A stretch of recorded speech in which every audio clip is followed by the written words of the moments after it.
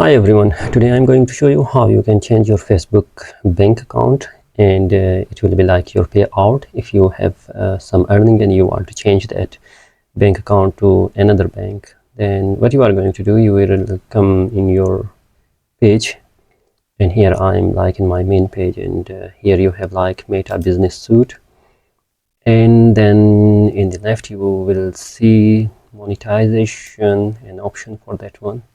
And here you have like monetization, click on that, and then you have different option. For example, you cannot get paid. I need to check that one, why.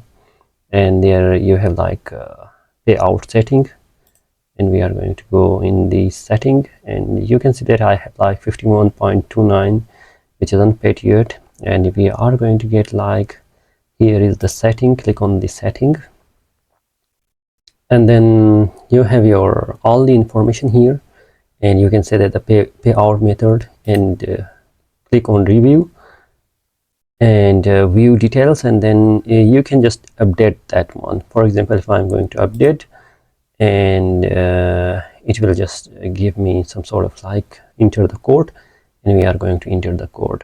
For example, I have entered the code, now continue.